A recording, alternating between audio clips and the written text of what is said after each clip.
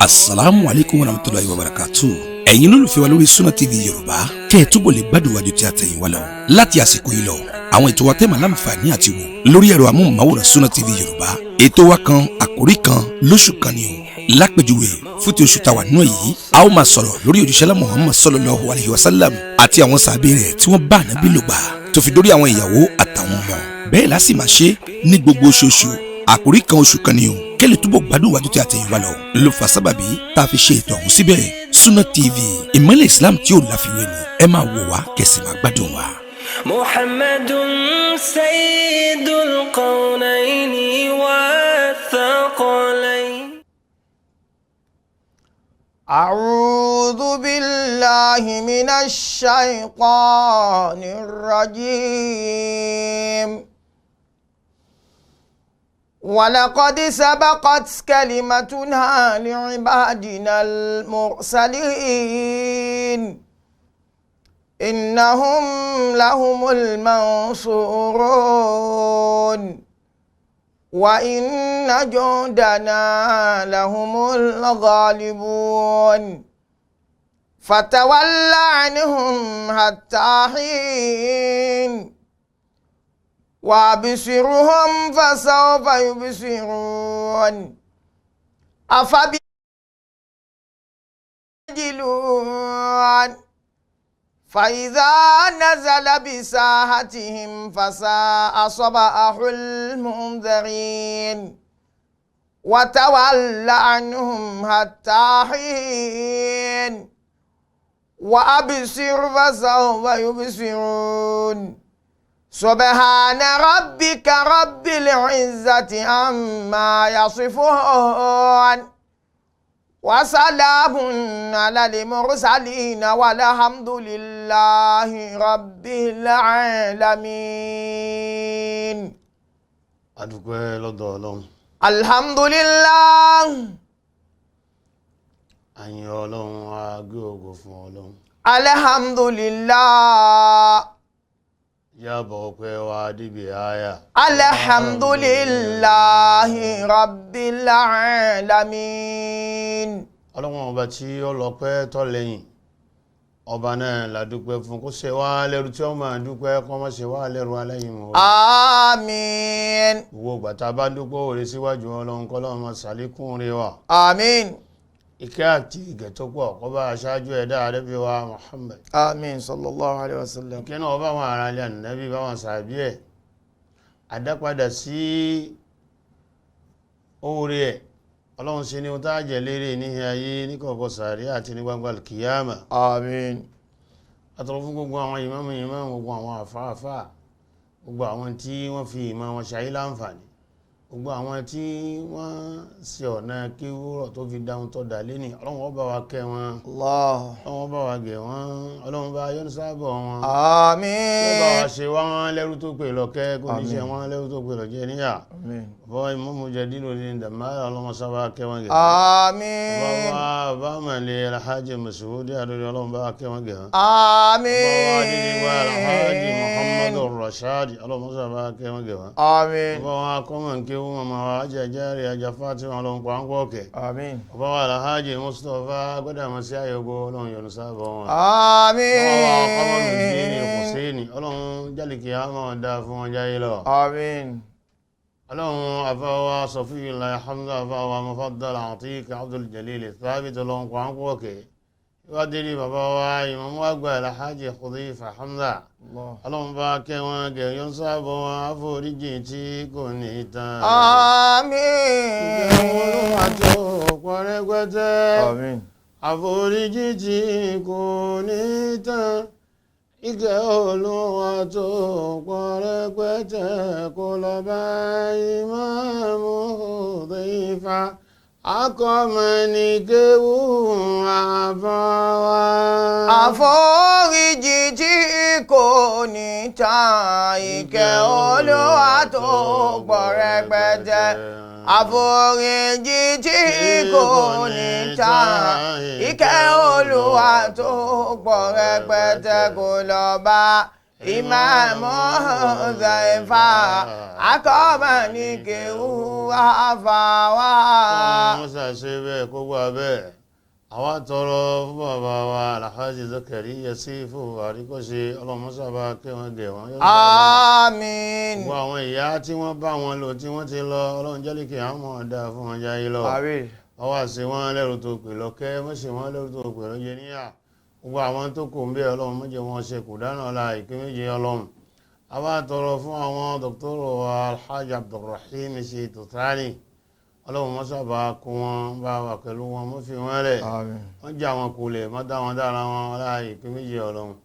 àwa tara bẹ́ẹ̀ tọrọ fún gbogbo àwọn ọmọ bàbá wa Alhaji Zakariya Sífù Àríkọ́ṣe tí wọ́n gbé dúkìá wọn lẹ̀ tí wọ́n fi ń ṣe irú eléyìí ọlọ́run má jẹ́ wọn jábọ́ ọlọ́run má jẹ́ wọ́n sọ̀pọ̀ ọ̀ràn wọn níṣẹ́ bí wọ́n ti gbé rí ládàá rẹ̀ ọlọ́run má jẹ́ wọn pasán bẹ́ẹ̀ ọlọ́run ìlọsíwájú ti dáadáa ọlọ́run máa mú bá wọn kílè lè láboró àmín. jẹ́lẹ̀ wọn orójújọ́ náà wọ́n gbá ìkọ́ wá múládẹ́ bá bàbá àtàwọn ìyá tí wọ́n ti lọ ọlá ìpín méje ọlọ́run. àwa tọrọ sílé iṣẹ́ Sunna TV Yorùbá ọlọ́run má jẹ́ ojú náà ọlọ́run má jẹ́ ó bàjẹ́ má jẹ́ kí wọ́n jájọ rẹ́yìn. gbogbo àwọn tí wọ́n ń ṣiṣẹ́ ń bẹ̀ lọ́kùnrin wọn lóbìnrin wọn jẹ́lẹ̀ tí wọ́n náà orójújọ́ náà tí wọ́n náà gbá yìí ọlọ́run má hàn wọ́n lé máa ọlọ́run má fìtínà wọn ọlá la ilaha illallah.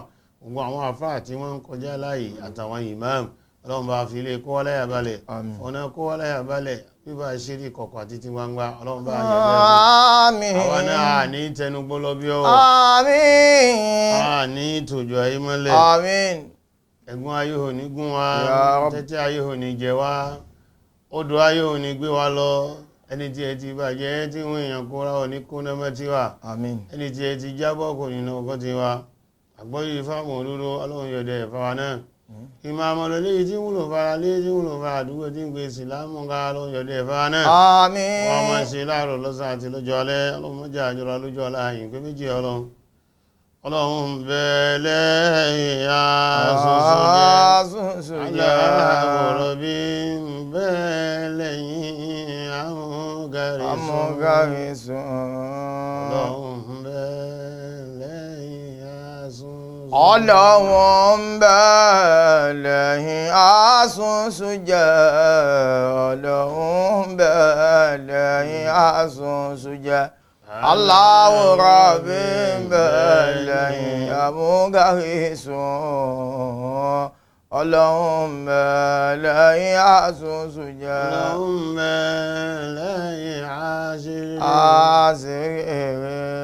ọlọ́run bẹ́ẹ̀ lẹ́yìn àṣírí aláwòrán bí ń bẹ́ẹ̀ lẹ́yìn oníwà tútù ọlọ́run bẹ́ẹ̀ lẹ́yìn àṣírí ọlọ́run bẹ́ẹ̀ lẹ́yìn àṣírí ọlọ́run bẹ́ẹ̀ lẹ́yìn àṣírí Allahu Rabbi bẹ́ẹ̀ lẹ́yìn oníwà tútù ọlọ́run bẹ́ẹ̀ lẹ́yìn àṣírí. adúpẹ́ lọ́dọ̀ ọlọ́run Allah ọba tí ó yọ̀ọ̀dá kákò láyé jẹ́ àsìkò yí ọba náà ládúpẹ́ fún kò ṣe wá lẹ́rú tí ó máa dúpẹ́ kó má ṣe wá lẹ́rú aláìmoore àmín gbogbo wàtá bá ń dúpẹ́ oore síwájú ọlọ́run kó máa ṣàlékún oore ẹnìkọ̀ọ̀kan wa àmín. èyí tí ó máa jọ́rọ̀ wa lásìkò wọ̀nyí òun náà ni ọ̀rọ̀ nípa Zainab bintu Khuzaima wa Ummu Salama abẹ́ sọ̀rọ̀ nípa ọ̀dẹ̀dẹ̀ Ànábì Muhammad sallallahu alaihi wasallam láwọn ìyá tí wọ́n mú dúró nínú àwọn ìyàwó Ànábì ń bẹ̀nu wọn tí ń jẹ́ Zainab ọmọ Khuzaima àti ìyá Salama Ummu Salama àwọn méjèèjì ni hayatuhuma ìṣẹ̀mí àwọn méjèèjì lábẹ́ mẹ́nubà àtàwọn ìwà yìí àwọn ìwà tá ń hù tá fi ń gba yìí àwọn ìwà ọlá tí ń bẹ lọ́dọ̀ wọn wa zawajuhuma minan nabiyyi sallallahu alaihi wasallam àti ìgbéyàwó wọn sọ́dọ̀ Ànábì wa Muhammad sallallahu alaihi wasallam ẹ jẹ́ àkọ́kọ́ lọ sọ́dọ̀ Zainabu tí ń jẹ́ ìyá ńlá wa Zainabu ìyàwó Ànábì Allahu Muhammad sallallahu alaihi wasallam. anha. Zainabu tàwí ọjọ́ ọmọ Khuzaima ọmọ Abdullahi ọmọ Umar ọmọ Abdul Manafi ọmọ Hilal ọmọ Amir ọmọ Sa'san tí wọ́n jẹ́ Kùrẹ́ṣíyà ó wá jẹ́ Kùrẹ́ṣí ni inú ẹbí Kùrẹ́ṣí ni ìran wọn ti jáde ní pàápàá àwọn tí wọ́n nílẹ̀ Mẹ́kà. Bàbá bá wo ìyá wa Zainabu yìí báwo ló ti dàgbà ibo ló gbé dàgbà òun ni pé àwọn àfáà sọ fún wa pé fatahata Zainabu aynaha fi Makkata ala mujtaman yamuju bi fitnatil wasaniyya. ìyá wa Zainabu yìí ọ̀làjú ọgbọ́njú sílùú Mákà ọgbọ́njú sílùú Mákà nínú ala àwùjọ majma'in ala mujtama'in yamuju bi fitnatil wasaniyya. ọgbọ́njú sínú àwùjọ ìlú Mákà inú àwùjọ tó ṣe pé ọgbàlẹ̀ níbẹ̀ dáadáa ìmọ̀ sin òòṣà ẹ̀sìn òòṣà ni wọ́n ń sìn. والانكباب على عبادة الأصنام ìjókòó ti ìmọ̀ bọ̀gìgbọ̀ ọ̀pẹ̀ وتقديسها ìmọ̀ bọ̀gìgbọ̀ ọ̀pẹ̀ pé òun tá a bá lọ́dọ̀ àwọn tó bí wa nù ìwà pàtàkì ẹ̀ ìṣe ní mímọ́ wẹ́sídẹ̀gẹ̀rà kí a fi ìṣòro bil khamri wa zina àti ìmùkùn sínú ìmọ̀ mutí àmupayè àti ìwà ṣìnà inú àwùjọ Mẹ́kà níjọ́ náà ibẹ̀ ni ìyá ńlá wa Zainabu gbọ́njú sí. ووعد البنات. àwọn ìwà abi tí wọ́n ń ṣe lásìkò náà nígbàtí ìyá wa ó bẹ̀rẹ̀ ìgbésí ayé ibi ó lajú sí ìwà táwọn kò lásìkò náà ni pé òòṣà ni wọ́n ń sìn níjọ́sìn wọn ìbọ̀gìpọ̀ ọ̀pẹ̀ níjọ́sìn wọn ẹ̀sìn àbáláyé níjọ́sìn wọn lẹ́yìn náà wọ́n tún wá mùkùn sínú ìmọ̀ mutí ìmọ̀ hùwà ṣìnà ìmọ̀ hùwà àgbèrè bákan náà àti ìmọ̀ rí àwọn ọmọ obìnrin bọ́lẹ̀ páwọn ọmọ obìnrin ò lè múlé dúró wọn yìí ṣe òpó múlé mọ́jà lẹ́kàn ọmọ obìnrin yìí ṣáátá lè gbójúlé ẹ̀rí báyìí tí wọ́n bá ti lè bímọ obìnrin lásìkò náà wọ́n á sì wá kòtò wọ́n á rí i mọ́lẹ̀ inú àwùjọ ni náà lọ́gbọ́njú sí ọgbọ́njú sínú àwùjọ tó ṣe pé àwùjọ kan ni mujtama inzahirun bil fasadi wal ilali fi al-asabiyya ọgbọ́njú sínú àwùjọ tọ́já sí pé ìbàjẹ́ pọ̀ ńbẹ ìwà nìkànjọgbọ́n pọ̀ ńbẹ àwa nìkan ni kọ́ mọ́ jẹ́ lòmíì lọ́pọ̀ láwùjọ lásìkò tí Zainabu gbọ́njú tí ń jẹ́ ìyá aláwa tó jẹ́ ìyàwó Ànábì. في العصبية أقوى رابطة والحياة فيه للقوي السيدة. àbá ọgbọ́njú sínú àwùjọ tó ṣe pé àfàwa nìkan ìran wa nìkan ni a gbọ́dọ̀ gbọ́hùn ẹlòmíì ọgbọ́njú sínú àwùjọ tó já sí pé alágbára ní ń gbáwùjọ lásìkò ni alágbára ló lẹ́nu ọ̀rọ̀ gbogbo àwọn tó bá jẹ́ ẹrú gbogbo àwọn tó jẹ́ tálíkà ò lẹ́nu ọ̀rọ̀ bíi kán máa fẹkún sùn kán máa fi ìbáwí ẹ̀jẹ̀ fi jí inú àwùjọ bẹ́ẹ̀ ló gbọ́njú sí. bákan náà fatahati Zainabu aynaha ala surati hazal mujtama ibi waqi'in al-munharif al-fasid ọgbọ́njú sínú àwùjọ tó ṣe pé ìbàjẹ́ gbalẹ̀ ń bẹ ní rẹpẹtẹ kò sí tìjú kò sí kámárà kò ságò ojú kò sọ́wọ́ kò sí bẹ̀rù ẹ̀hún tó bá wù kó wá ni kó wá ń ṣe. ونجت من السوء. Ọlọ́run wá ṣe ìyá wa Zainab lẹ́ni tó yege níbi gbogbo ń ta àkàtọ́já burú yìí. لأنها من بيت عريق في السيادة والثراء. torí pé ó jáde nínú ilé tí wọ́n jíǹdo nínú orúkọ gidi wọ́n gbà wájú nínú orúkọ gidi bákan náà wọ́n gbà wájú níbi ká ní ọ̀rọ̀ káká ọ̀rọ̀ jọ. وتواجدت في أحضان والديها. ó sì wá lo ìgbésí ayé ẹ̀ ó lo títọ́ rẹ̀ ìdàgbà rẹ̀ ọjọ́ wọ àwọn òbí ẹ̀ méjèèjì lọ́wọ́ bàbá àti ìyá ló ti gbà dìtọ́. تنهل من عطفهما وحبهما. ó pilẹ̀ṣẹ̀ lọ́dọ̀ àwọn òbí rẹ̀ méjèèjì ọ̀rọ̀ àánú ti bàbá ọ̀rá àánú ìyá ó rí ìfẹ́ bàbá ó sì rí ìfẹ́ ìyá ibi tó ti gba títọ́ nìní. ولكنها نضجت وأدركت ثم أصغت بكثير من اللهفة والشوق والتأثر. ṣùgbọ́n dé ọlọ́run ní kí wọ́n tọ́ kó jìnnà wọ́n tọ́ ọgbà títọ́ wọ́n rèé ọgbà rírè ihun tó wá mú un nìyẹn tó fi lè kọ̀yìn sí gbogbo ohun tó jẹ́ ìdààmú gbogbo ohun tó jẹ́ fìtínà gbogbo ohun tó jẹ́ wàhálà tí ń ṣẹlẹ̀ lásìkò náà nílùú Mákà.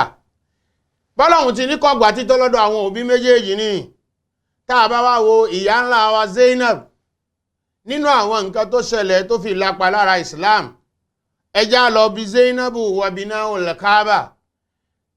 ìyá ńlá wa Zainab ó wà nú àwọn tí wọ́n wà láyé tí ó jẹ́rìí sí ńgbà tí wọ́n ń kọ́ Kaaba.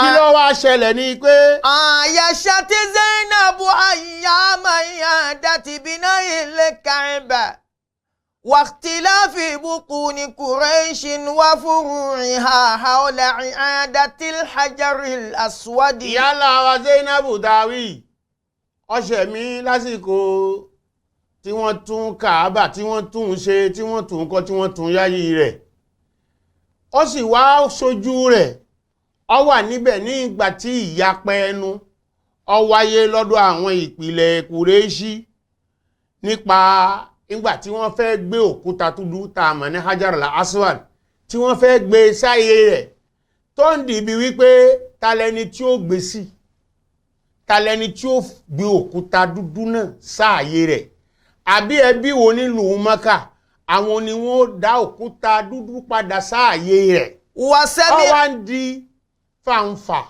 ó ń di ìnígbọ́ ìnígbà láàrin àwọn ọ̀tọ̀kùn ìlú Mákà. وسمعت بحكمة الأمين عليه الصلاة والسلام وكيف حل إشكال واختلاف الناس.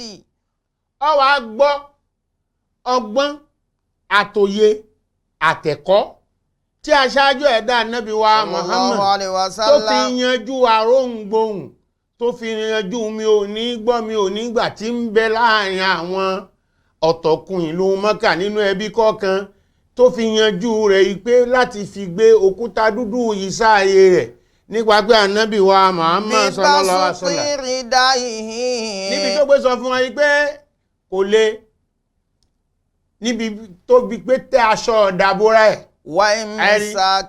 ọtí aṣọ ọ̀dàbúrà ẹ̀ àti múmú tí àwọn tí ń jẹ́ aṣáájú ẹbí kọ̀ọ̀kan mú etí aṣọ ọ̀dàbúrà náà tí wọ́n fi gbé e dókè tó fi ń jásí pé gbogbo wọn náà ni wọ́n fi òkúta ní sáàyè rẹ̀. ونالوا الشرف العظيم. tí gbogbo wọn fi wá kan iyì tí ń bẹ nídìí pé àdá òkúta yìí sáyè kì í ṣe ẹbí kan lọ́gbà yìí náà gbogbo àwọn tí wọ́n wà ń bẹ̀ ńjọ́ náà ni iyì yìí kárí ojú ìyá wa Zainab ìyàwó àná Muhammad sallallahu alaihi wasallam ojú rẹ̀ ló ṣe. سمعت بذلك ọgbọ́ ọ̀rọ̀ yìí látẹnu àná Muhammad. فعلق قلبها بصاحب العقل الراجح.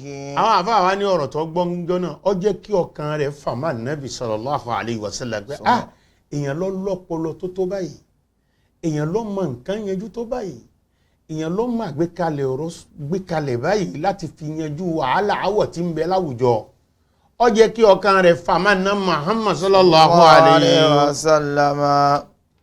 ولقد هزها ذات يوم رؤية سيد من السادات. ọwọ́ àdìjọ́ kan pa á bàbá ànábì rírí tó rí ànábì ìjọ kan ó mi ọkàn rẹ̀ pé ọkùnrin ní ń bọ̀ yìí ọ̀jọ̀gbọ́n ní ń bọ̀ yìí olóye ní ń bọ̀ yìí onísùúrù tó mọ nǹkan yanjú ní ń bọ̀ yìí ẹni tó mọ ọ̀rọ̀ tó lágbèéká ọ̀rọ̀ ní ń bọ̀ yìí.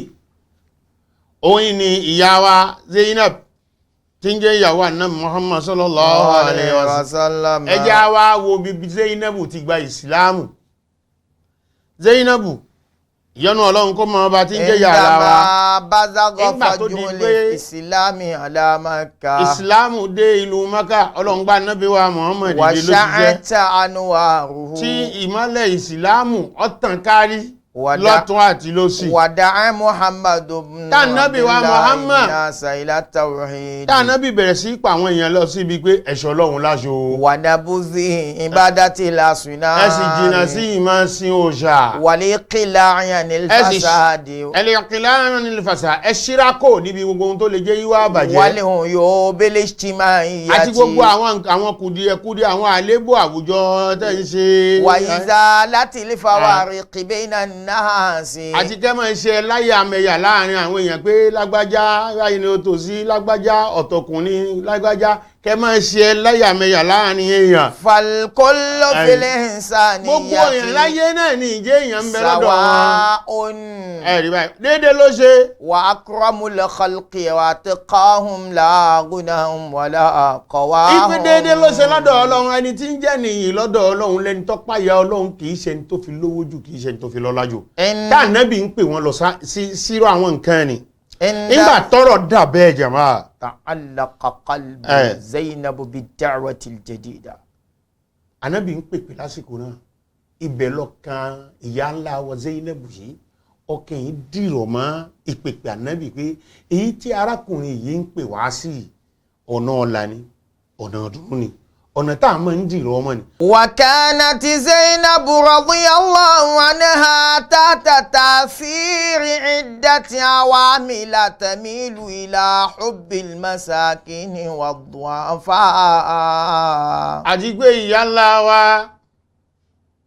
Zainab ìyàwó Ànábì Muhammad sallallahu alaihi wasallam ó ń bẹ lábẹ́ ìlápá àwọn ìṣẹ̀lẹ̀ kan tó fojú rí tó fotí gbọ́ tó sì ń lọ bí ìmọ̀ nífẹ̀ẹ́ àwọn tọ́lẹ̀ ìmọ̀ nífẹ̀ẹ́ àwọn tálíkà ìmọ̀ nífẹ̀ẹ́ àwọn mẹ̀kúnnù ìmọ̀ ṣàánú wọn torí pé wa ma min shakkin fi anna ru'yataha lil mawla alladhi yanziba bisababi adami isti'idhani sayyidihi fi tanawuli ta'am. nínú ẹ̀ náà ni rírí torí arákùnrin kan tí ń jẹ ẹrú rẹ̀ níyà ọmọ ọ̀dọ̀ rẹ̀ ń jẹ níyà nítorí kíní fún àìmọ́tọrọ àṣẹ kó tó di pé ó bẹ̀rẹ̀ sí jẹun àìmọ́gbàṣẹ oúnjẹ arákùnrin ta sì ń wí tí tó jìyà ẹ̀rọ Ọlọ́run tó jìyà yìí waqad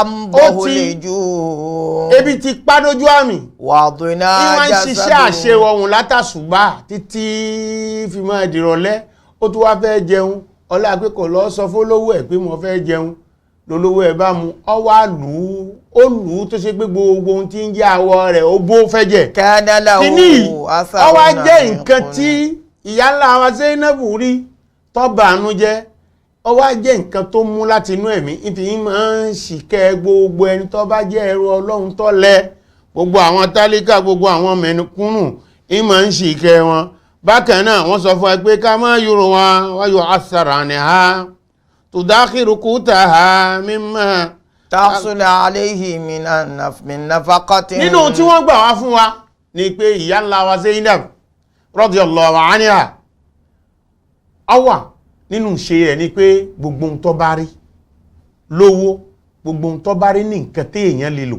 a máa fi pamọ́ a máa tọ́jú ẹ̀. thumma tuwazzi'uhu 'ala al-masakin. ọba wa yóò mọ̀ wá pín fún gbogbo àwọn tálíkà àwọn wal akẹ́gbọ́ muhtajin àti gbogbo àwọn tó ní ìdí ẹ̀. hatta urifa bidhalika al-qasi wad-dani minan nas. títí wọ́n dáàmà ẹni tó súnmọ́ àtẹni tó jìmọ̀ ẹni tó jìnà wọ́n dáàmà lérí bẹ́ẹ̀ pé ìyá ńlá wa Zainab tọrẹtọrẹ ni o. ṣáà khabaruha lada awsati makkata jami'a. ìró bẹ́ẹ̀ wá kárí ìlú Mákà wọ́n mọ̀ Zainab ọmọ Khuzaimah ìyàwó Ànábì lérí bẹ́ẹ̀.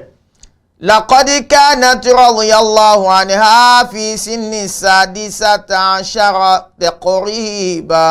jẹ́mọ́ àwọn àfáà ní tẹ́ ẹ bá wo ọdún ẹ̀ nígbà náà nígbà tí ó bẹ̀rẹ̀ sí ṣàwọn nǹkan yìí kò ju ọmọ ọdún mẹ́rìndínlógún lọ. walam takun ba'da qad dakhalat fihum al-islam. ẹ̀rì lásìkò ní tí ń ṣe nǹkan ni kò tí dẹni tí ń wọnú agbo ìsìlámù ń gbà ní wa hawzatil kò tí iman dẹni tí ń wọnú agbo ìsìlámù tí ń dẹni ìgbàgbọ́ àmọ́ ó mú iṣẹ́ yìí ó mú níṣe ihun tó rí àti ihun tó gbọ́ ló yìí dà ló fi di pé ìmọ̀ ń bẹ̀rẹ̀ sí ṣàánú àwọn èèyàn a máa bẹ̀rẹ̀ sí máa ṣe dáadáa sáwọn èèyàn a máa bẹ̀rẹ̀ sí máa hùwà dùnú sáwọn èèyàn Allah ẹ̀rí báyìí ó jẹ́ gbogbo owó kìíní rìn máa tọrẹ ìmọ̀ ṣàánú àwọn tálíkà ìmọ̀ hùwà rẹ̀ pẹ̀lú wọn ó jẹ́ nǹkan pàtàkì jàmáà gbogbo àwa náà tá a jẹ́ ìyá lénìí tá a wà lọ́dẹ̀dẹ̀ ọkọ àbáwà tá a jẹ́ ìyá nínú agboolé ẹ jẹ́ àkọ́ṣe ká lójú àánú ká máa tọrẹ tó bá wà lọ́dọ̀ wa gbọ́n bàbá àti nídìí wọn bàbá ṣe kápá mọ́ kọ́lọ́hún kó má gbà bẹ́ẹ̀ lọ́dọ̀ wa subhanallahi wa bihamdihi subhanallahi alazim. asalaamu alaykum warahmatulahi wabarakatu ìkànnì tẹ́ ń wò yìí náà ní ìkànnì Sunna TV níbi tí àwọn onímọ̀ ti ń tẹ̀ ìmọ́lẹ̀ sórí ẹ̀sìn Islam látọ̀rọ̀ Sunna TV ìmọ́lẹ̀ nínú sunna nabi Muhammad sallallahu alayhi wa sallam ní gbogbo ìgbà ní kẹ́ ẹ máa wò wá tí ẹ sì máa rí ẹ̀kọ́ ẹ̀sìn kọ́ lórí ìkànnì yìí náà ni o òun ló múlẹ̀ rẹ̀kẹ̀tẹ̀ yàtọ̀ yìí gbogbo mùsùlùmí lọ́kùnrin àti lóbìnrin ẹ jẹ́ ká máa wo Sunna TV ẹ jẹ́ àwọn ọmọ wa náà máa wo Sunna TV kí wọ́n lè bá ní ìmọ̀ tó péye nípa sunna ìkànnì tó ń tàn mọ́lẹ̀ sínú ẹ̀sìn ni Sunna TV Yorùbá ẹ máa wò wá ní gbogbo ìgbà kẹ́sì máa kọ́ ẹ̀kọ́ tó péye nípa sunna.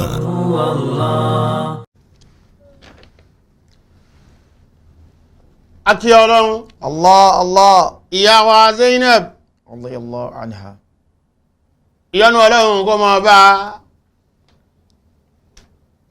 ọjẹ́ tọrẹ ọjẹ́ ṣàánú àmọ́ gbọ́ táwọn èèyàn gbogbo ohun tí ó bá ní tó bá náà agbé kalẹ̀ atọ́jú ẹ̀dà wọn tí wọ́n nídìí rẹ̀ Allahu akbar kẹwàá rí àwọn àfáà sọ fún ẹ pé ọkọ ẹ̀ àárọ̀ òun náà ni Abdullahi ibn Jahsh ìṣẹ̀lẹ̀ṣẹlẹ̀ pé wọ́n lọ sójú ogun Badr ọlọ́run ní kí ó fara gbọgbẹ́ ibi ìfara gbọgbẹ́ ni ọkọ ni ó wà ń dùbúlẹ̀ lérí ìtẹ́ ìjàkóró Ànábì a máa lọ bẹ̀ẹ́wò àtàwọn sàábé láti fi sínú ọkàn rẹ̀ pé àfiyẹ́lẹ̀ èèyàn nìyẹn láàrin wa bákan náà títí ó wá dìbí wípé báwọn tí ń fẹ́ ọlọ́run fẹ́ jù bẹ́ẹ̀ lọ waqtarahu ta'ala ila jiwarihi fabakatihu Zainabu bidamin wa huznin baligh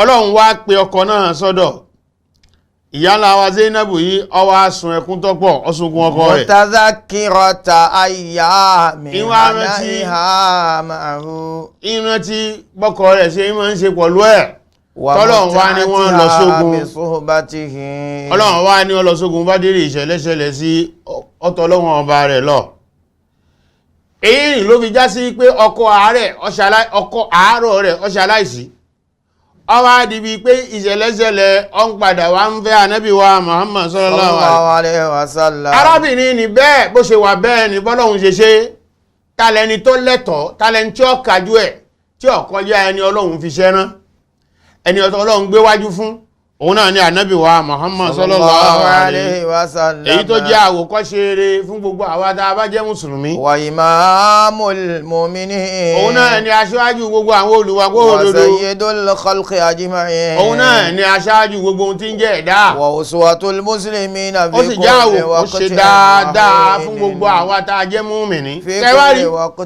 Ànábì wa Muhammad lẹ́yìn ìgbà tí Zainabu ó ṣe opó bù ṣe gẹ́gẹ́ bí òfin ẹ̀sìn tó jáde tó bẹ̀rẹ̀ sí yan aṣáájú ẹ̀dá Ànábì wa Muhammad fúnra ara rẹ̀ Ànábì wa sọ̀rọ̀ ọ̀fẹ́ fún pé Zainabu wọ́n fẹ́ fi ẹsẹ̀ aya bẹ́ẹ̀ ni Zainabu ìyá ńlá wa tawí ó sì jẹ́wọ́ fún Ànábì wa Muhammad pé wọ́n máa jẹ́ ìyàwó lọ́dọ̀dẹ̀ rẹ̀ ẹ̀rí bí a ń já láti amúra ila Rasulillahi sallallahu alaihi wasallam ó kó gbogbo ọ̀rọ̀ rẹ̀ ó kó sọ́dọ̀ Ànábì pé Ànábì ìwọ ló ní mí àtòkú mi àti ayé mi ìwọ ni ẹ̀rí ọwọ́ àtàrà bẹ̀ ọwọ́lé Ànábì níyàwó Ànábì wá ibùgbé ọ̀tọ̀ fún lọ́dọ̀ ibẹ̀ ní ń gbé bákan náà lásìkò tí ọwọ́lé sọ́dọ̀ Ànábì ni orúkọ rẹ̀ tí ń jẹ́ náà ni Ummul Masakin ìyá àwọn atẹ́wọ́gbọ́ rẹ̀ ìyá àwọn mẹ̀kúnnù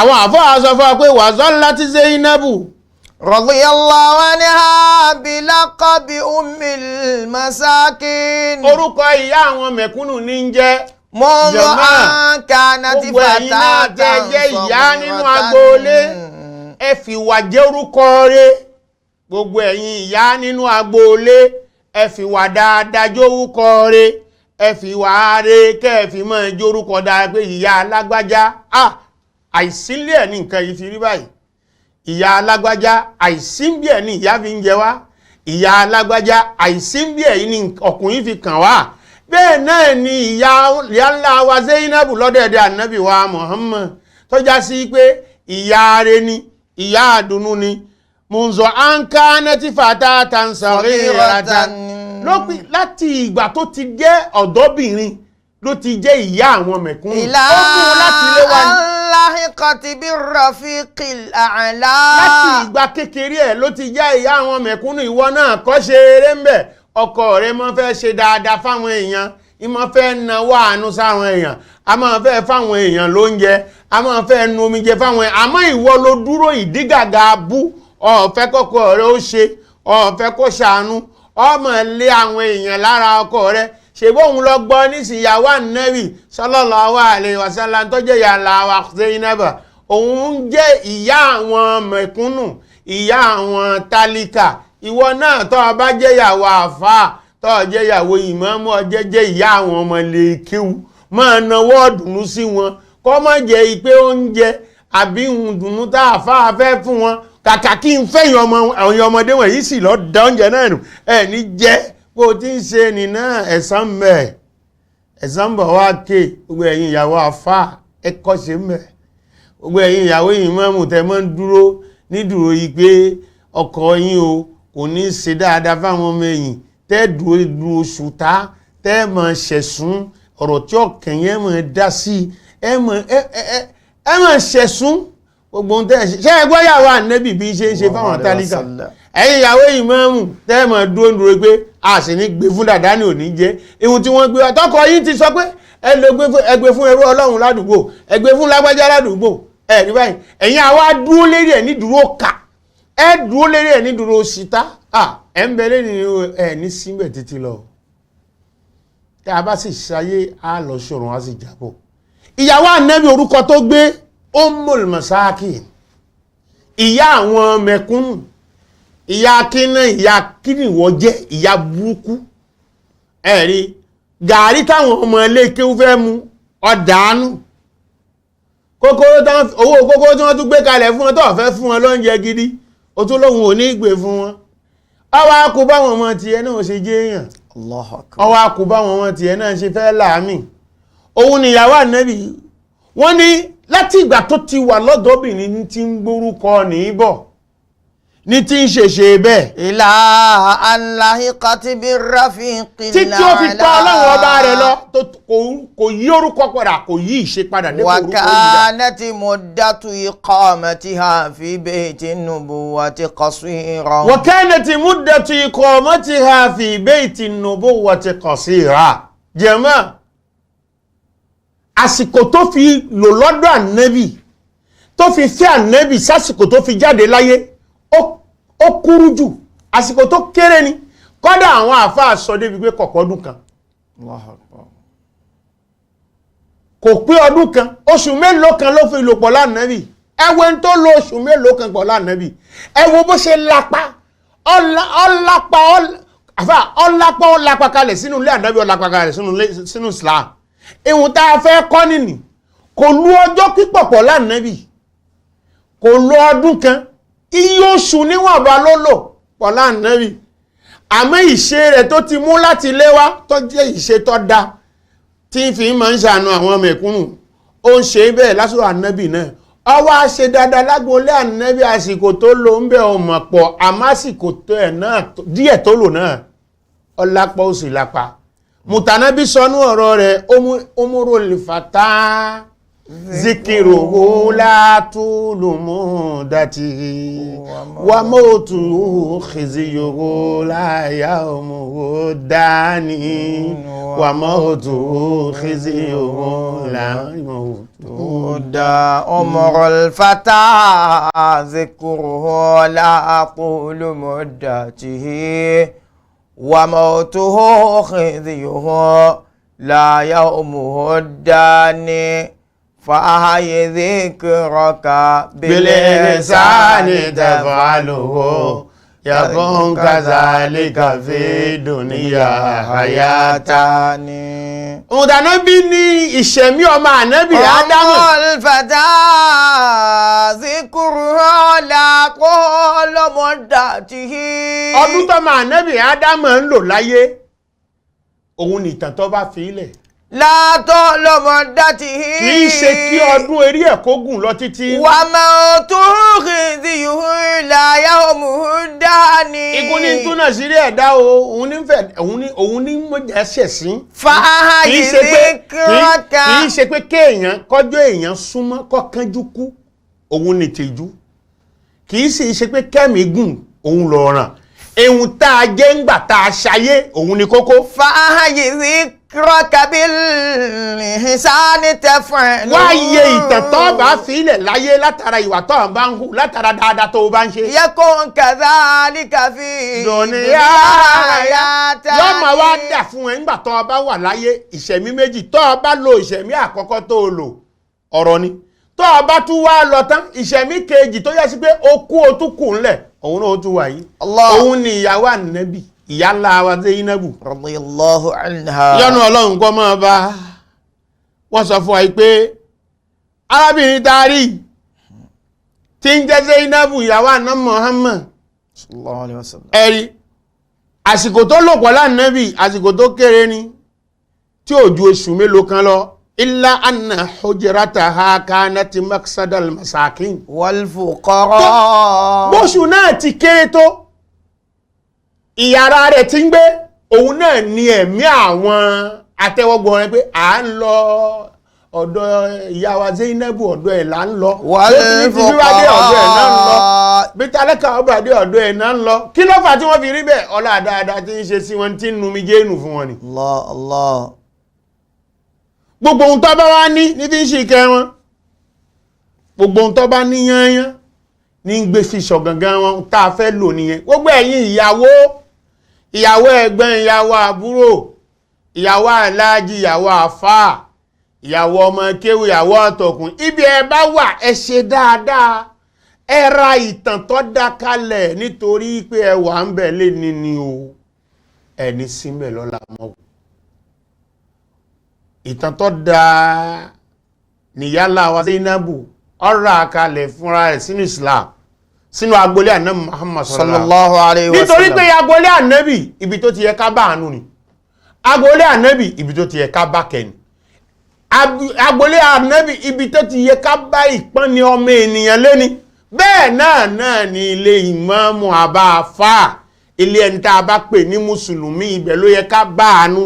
Ibi ẹni a bá pè ní ìmáàmù ló yẹ ká bá ìmọ̀ sí kéèyàn bí pé kó sọ̀rọ̀ ẹ̀dọ́ ní gbèsè kọ́ o. Ihun tó bá ní lágbára kó ṣe. Àmẹ́yìn ìyàwó tẹ́ wà pọ̀lú wọn ẹ kọ́ṣe lára ìyá wa Zainab, lára wípé àánú ìmọ̀ ṣàánú àwọn tó tọ́ fún. Bẹ́ẹ̀ bá ní ẹ lè jalè fi ṣe yàmùyàmù òkú gèrètè bá ṣe mọ̀ nǹkan ẹ̀ lámọ́ ṣe. Àmọ́ kọ́ wà àbí ìmáàmù ti gbé kalẹ̀ fún yín pé ẹ ṣe é báyìí. Ẹran ti pẹ́ kù. Ẹ má ṣe bẹ́ẹ̀ ti fẹ́, ẹ má ṣe bẹ́ẹ̀ ti tó. Ẹ ṣe níṣe wípé àwa náà ń bọ̀ wá lọ. Ìyá wa ní aláwa Zainabu ti kó láyé nísìn látẹgbẹ̀rún ọdún ó lé ló ti lọ. Àmọ́ ìtàn tó ṣe kalẹ̀ là ń kà yí nínú agbolé Ànábì. Pọ̀lú bó ṣe já sí pé ìjọ tó lò ọjọ́ tó lò pọ̀ l'Ànábì ó kéré. Àsìkò tó lò nílé Ànábì kéré. Kò tó ọdún kan, oṣù mélòó kan ni. Ẹ̀yà Amẹ́ríkà lọ tọ́jú ìtàn. Ṣe dáadáa. Gbìyànjú. Má ṣe bó o ti fẹ́, má ṣe bó o ti tó. Má rántí ibi tó wà lẹ́nì hayatan ó ní síbẹ̀ títí lọ torí tó bá ṣe dáadáa ìṣẹ̀mí méjì lọ padà lò òun ni ìyá wa Zainabu lò yìí tó fi áàdì bíi pé ọlọ́run wá ní àwọn àbá wa nígbà tó dọmọ 30 ọdún la ilaha illallah Muhammad Rasulullah ńgbà tó dọmọ 30 ọdún ló jáde láyé 30 ọdún náà ni ìyá wa Zainabu ọmọ Khuzaimah náà ló jáde láyé ẹ wá wo ohun tó ṣe ló fi já sí pé kìí ṣe kákọ́dún sí eré bíi kàlẹ́ndà òun láráyé wá bí ọ̀kọjá ìtàn tó bá ṣe sáyé ìwà tó bá hù fara ayé ní ọmọ jẹ́ ńgbà tó wáyé tó ráyé ṣe látara ẹ̀sìn ọ̀dọ̀ wa gbogbo àsìkò tó sì lò pọ̀ lánàbì àsìkò tó dáa ní ó lò ó pẹ̀lú ìdùnnú ó lò ó pẹ̀lú ayọ̀ ó lò ó pẹ̀lú oore káwá kó ń bẹ̀ ẹjá tó wá lọ sọ́dọ̀ ọ̀kan nínú àwọn ìyàwó àná Muhammad sallallahu alaihi wasallam Ummu Salama tàbí ìyọ́nú ọlọ́run bá kọ́ máa bá Allahu Akbar oúnjẹ Hindu ọmọ Abi Umayya ẹ̀rí báyìí hiya ahda ọjọ́ kan ummatil mu'minin nínú àwọn ìyàwó ànábì wa Muhammad urifat bi wọ́n wá dáàmà aqli ọ̀pọ̀lọpọ̀ èèyàn ló mọ̀ pẹ̀lú làákàì tó sinlẹ̀ wa husn làákàì tó wúwo àti ìmọ̀ hùwárẹ̀ ìmọ̀ lùlù sí dáadáa lọ́dọ̀dẹ̀ ọkọ wa sabiqi islamiha àti ìgbàwájú níbi ìgbà ìsìn lọ́dọ̀ ànábì wa hijratiha lil habashati wal madina bákan náà ó sì wà nú àwọn ẹni ìṣáájú tí wọ́n kọ́kọ́ ṣe ìjírà àkọ́kọ́ lọ sílùú Habasha lọ sílùú ìlú Ethiopia àwọn tó kọ́kọ́ ṣe ìjírà àkọ́kọ́ kó tó wá di pé ànábì ṣe ìjírà kó nílùú Mákà lọ sílùú Madina ó wà nínú wọn. tamayyazat bi manaqiba jalihila arábìnrin tàbí táwọn ní Ummu Salama yìí ọ̀dáyà sọ́tọ̀ ẹ̀ṣà lọ́jẹ́ pọ̀lú àwọn ìwà tá a mọ́ hù gbayì àwọn ìwà dáadáa àwọn ìwà tó dùn ìwà tá a gbọ́dọ̀ gbá lọ́dọ̀ obìnrin lọ́dẹ̀dẹ̀ ọkọ nínú ẹ̀ náà ni mashuratuha al-azimatu fil Hudaybiyya nínú ẹ̀ náà ni ìgbà ọkọ nímọ̀ràn tó tóbi èyí tó ṣẹlẹ̀ nínú ogun Hudaybiyya kí ló ṣẹlẹ̀ níjọ́ náà ni pé Ànábì wa Muhammad sallallahu alaihi wasallam nígbà tí ìṣẹ̀lẹ̀ ṣẹlẹ̀ tí wọ́n sọ̀rọ̀ pẹ̀lú àwọn tí wọ́n ọ̀gbátọ̀ Ọlọ́run tá Ànábì wá rí pé ibi tọ́rọ̀ gbé dé yìí àbí kí n bá wọn èèyàn mi sọ̀rọ̀ Ànábì wá bá wọn sàábé sọ̀rọ̀ pé ẹ dìde ẹ lọ gúnran ẹ sì wá lọ fárí gbogbo wọn wà Ànábì kò sẹ́nìkan tó dìde ọwọ́ jẹ́ nǹkan tó bá Ànábì inú jẹ́ sallallahu alaihi wasallam ọ̀rọ̀ náà bá Ànábì inú jẹ́ Ànábì wá wọlé wíwọlé dá Ànábì wọlé ọlọ́ọ̀bá ìyàwó rẹ̀ Ummu Salama ó ní ìyàwó mi nǹkan ṣe mí o báyìí mo wí fáwọn ìjọ mi o ìrẹ́ nìkan tó dìde o ìyàwó ẹ̀ wá ń sọ fún ìyàwó ẹ̀ ní ọkọ mi ihun tó ṣe ni padà jáde má bẹ́ẹ̀ nìkan sọ nǹkan kan mọ́ ihun tó ṣe nísìnyí pé tọ́wọ́ bá ti jáde lọ́ọ́gùnran kò sì fárí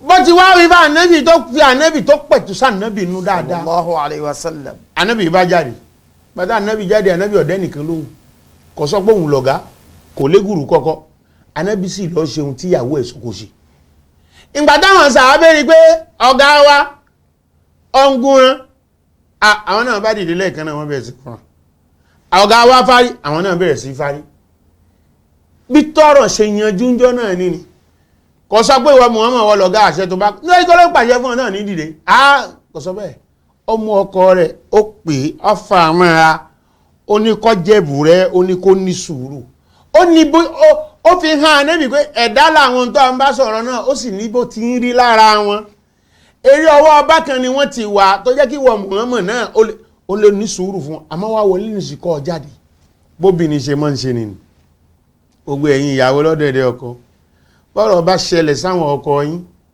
ẹ máa ní sùúrù báwo lẹ́ ti ṣe arábìnrin tá a sì ń yí Ummu Salama yìí ẹnìkan ni tá nábì nífẹ̀ẹ́ rẹ̀ pípọ̀ sallallahu alayhi ó sì wa jẹ́ni tó súnmọ́ ànábì wa Muhammad ó wà nínú àwọn tó gba ọ̀pọ̀ ọ̀rọ̀ wá nínú ọ̀rọ̀ ànábì lẹ́yìn yálà wa Aisha radiyallahu wa anha makanatuha al-aliyatu inda an-nabiy ó sì láàyè tó ga lọ́dọ̀ ànábì wa qad awwadaha Allahu bi zawajiha minhu ba'da sabrin azim. lẹ́yìn ìgbà tọ́kọ ẹ̀ kú tó ṣaláìsí Ọlọ́run wá fi ànábì fífẹ́ fi pààrọ̀ fún torí pé ìgbà tọ́kọ náà kú gbólóhùn tó bí ànábì léèrè kókó mọ́ wí ìmọ̀ sọ pé Allahumma ujurni fi musibati wa akhlif li khayran minha mọ́ ní wọ́ Ọlọ́run sàmílẹ̀sàn nínú tí ń ṣẹlẹ̀ sí mi yìí wọ́n Ọlọ́run jẹ́sàn jẹ́ tèmi jẹ́dùn ó jẹ́ tèmi nínú tó ṣẹlẹ̀ sí mi ẹ̀rí ó sì ní sùúrù pípọ̀ lérí àwọn ìdààmú táwọn Kùréṣì tí wọ́n kó bá ẹjẹ́ nìkan tó ní ọpọlọ ó sì jẹ́ nìkan tó yá sí pé nínú àwọn ìyàwó ànábì wa Muhammad sallallahu alaihi wasallam ànábì fẹ́ láyé bẹ́ẹ̀ ni ó fẹ́ lọ́hùn bákan náà ó sì wà nínú àwọn obìnrin tí wọ́n lo ìbẹ̀rù Ọlọ́run níbi iṣẹ́ tọ́lọ́run rán ànábì wa Muhammad sallallahu alaihi wasallam káwárí Ummu Salama yìí arábìnrin kan ni tó yẹra ní pé ìgbà tí ṣẹlẹ̀ sí àríkà yìí pé Abubakar radiyallahu anhu ọlọ́ọ̀bá Abubakar sọ̀rọ̀ fún Abubakar lóhun fẹ́fẹ́ ọkọ lóhun ọ̀fẹ́ Umaru náà lọ ọkọ lóhun ọ̀fẹ́ ìgbà tó wáyá tá Nábì wá ní Ummu Salama wọ́n fẹ́ fi ẹ̀ṣẹ̀ ọgbà fanna Muhammad sallallahu alaihi wasallam ẹ̀rí ó sì jẹ́ obìnrin tá Nábì wa Muhammad tó nífẹ̀ẹ́ sí bákan náà ó sì jẹ́ obìnrin tó jáká ní pé ọgbà ọ̀pọ̀lọpọ̀ ọ̀rọ̀ wá lọ́dọ̀ Nábì wa Muhammad sallallahu alaihi wasallam balagatuha wa fasahatuha agbẹ́dẹ̀gbẹ́yọ ni èdè yé dáadáa bákan náà ó sì jẹ́ ẹni tó dá láhán ahọ́n ìdántọ́ bí bá ń sọ̀rọ̀ ẹnu ẹ̀ mú fún ọ̀rọ̀ dáadáa kanat qawiyatal hujja ó sì jẹ́ nìkan tí máa ń mú ìdí ọ̀nà tó le wá tó bá ń sọ̀rọ̀ wa kana Umar ibn al-Khattab radiyallahu anhu yahabu ra'yaha wa yastashiruha ó jẹ́ nìkan tó já sí pé àlífà èkejì Umar ẹ̀rí báyìí a máa ṣe ti àgbékalẹ̀ òye rẹ̀ ní gbogbo ìgbà tí Ummu Salama bá gbọ́rọ̀ kalẹ̀ pé ọ̀rọ̀ làákàyè ló sọ ọ̀rọ̀ olóye ló sọ kódà tó bá dé àwọn nǹkan míì pa tọ́rọ̀ míì bá ṣẹlẹ̀ Umar wà nínú àwọn tí máa lọ béèrè pé Ummu Salama ọ̀rọ̀ ló ṣẹlẹ̀ yìí o ojú wo la fi máa ń wò ó báwo la ti máa ń ṣe jẹ́mọ́ bóbìnrin bá jẹ́ obìnrin tó ní làákàyè tóbìnrin bá jẹ́ obìnrin tó lóye á ti lè fọ̀rọ̀ lọ àìsá àgbọ́ nísìnyí pé ńgbà tí ṣẹlẹ̀ sáànà Muhammad sallallahu alaihi wasallam ní Sulhul Hudaybiyah òun lànàbí lọ́ọ̀ bá nú lé pé Ummu Salama ó ti ṣẹlẹ̀ o ojú ò la fi máa ń wò ìgbà tó sì wùlú ó lọ títí tó wò lọ títí ó wò lọ tó wò lọ sí ọlọ́kọ mi àwọn tó ń wò ní náà tán jẹ́ sàbí ẹ̀dá ni wọ́n àmọ́ tó bá ti wá jáde ní ìsìn tó bá ń lọ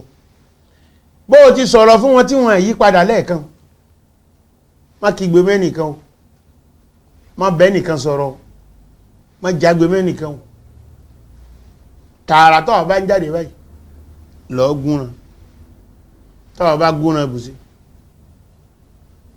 lọ fáì kọ́ ọmọ wá wò ìgbà tó lọ ṣeun tíyàwó ẹ̀ sọ kó ṣe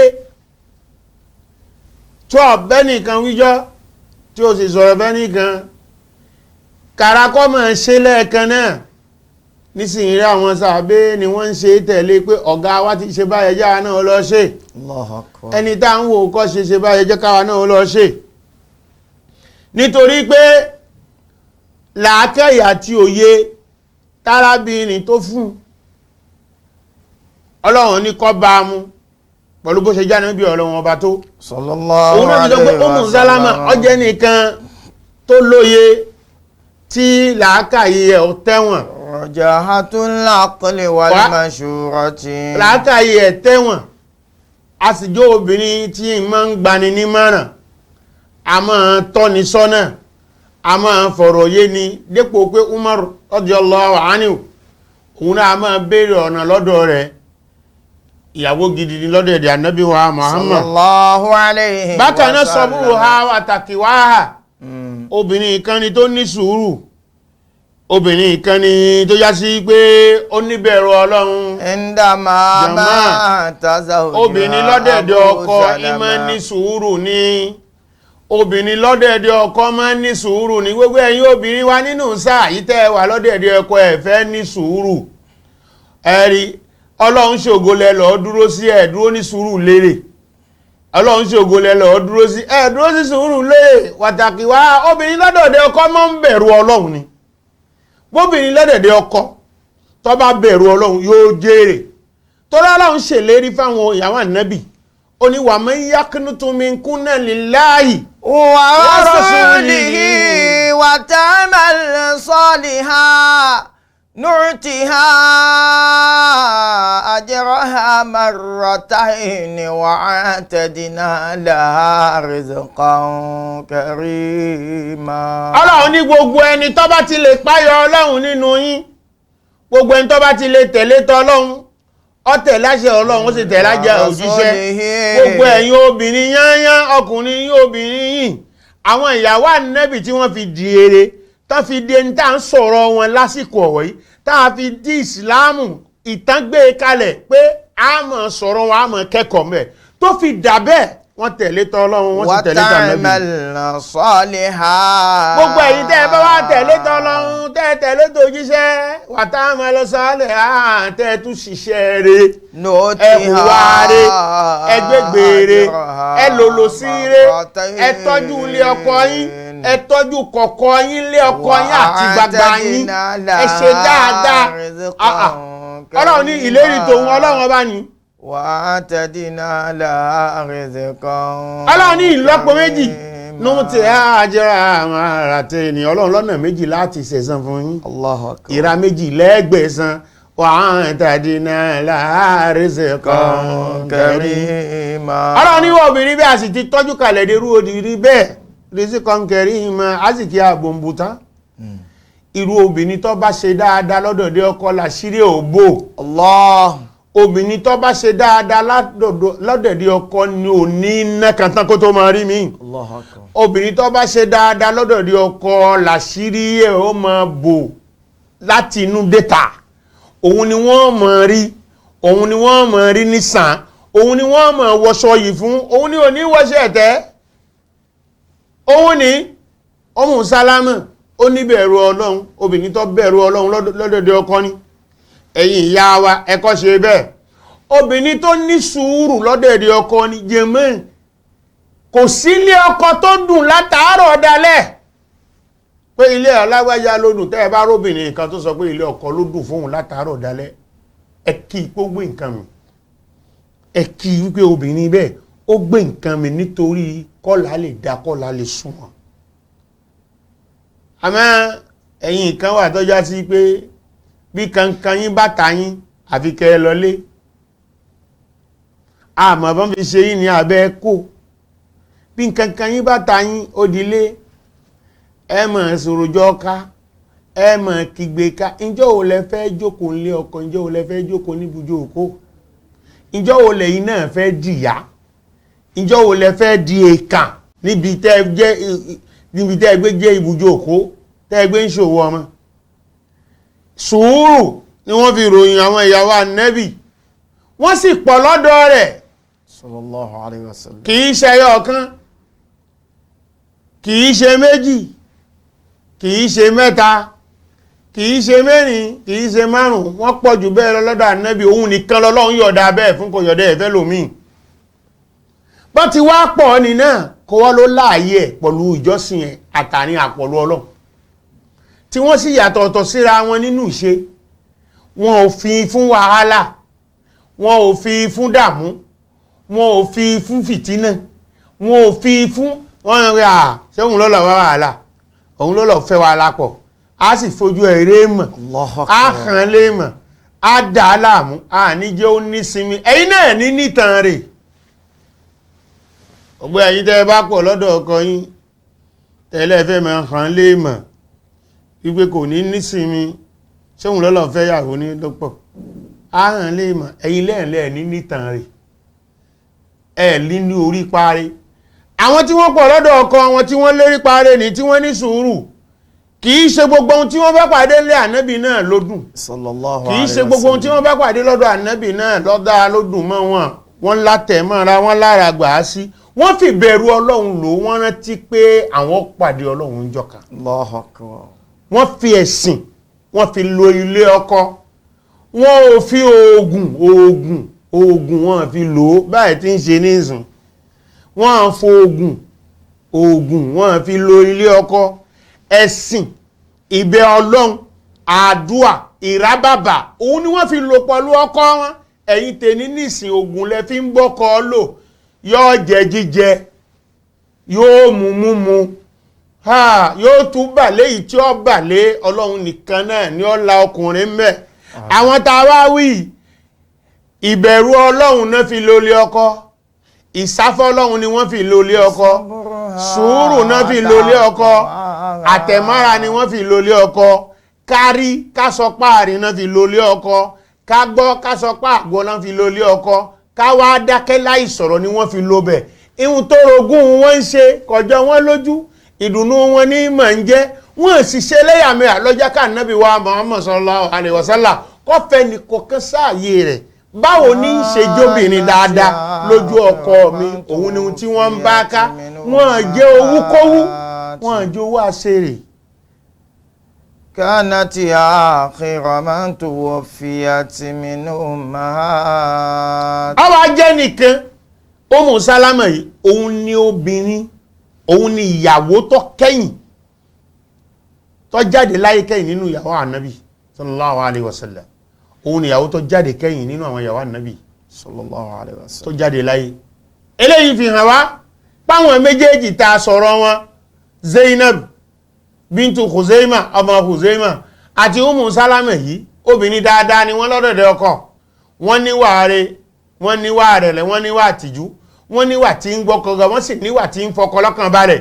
Gbogbo ẹ̀yin náà tẹ́ bá wá gbọ́ wa lásìkò ọwọ́ yìí, ẹ̀kọ́ ṣe ń bẹ, ẹ̀kẹ́kọ̀ọ́ ń bẹ, ẹ ṣe dáadáa níbùjọ òkò yín, ẹ tọ́jú àwọn ọmọ tẹ́ bá bá ń bẹ, kọ́ mọ́ jẹ́ ọmọ tí yín nìkan, ọmọ tèmi nìkan. Tẹ́ ọ bá sọ ọmọ tí ẹ nìkan ó lè mọ́ jẹ́ èèyàn. Ẹ̀kọ́ ṣe lára àwọn ìyàwó ànábì sallallahu alaihi wasallam. Ọlọ́run ó sì sọ ìbùjọ òkò yín ọ̀rọ̀ yín lọ́rùn.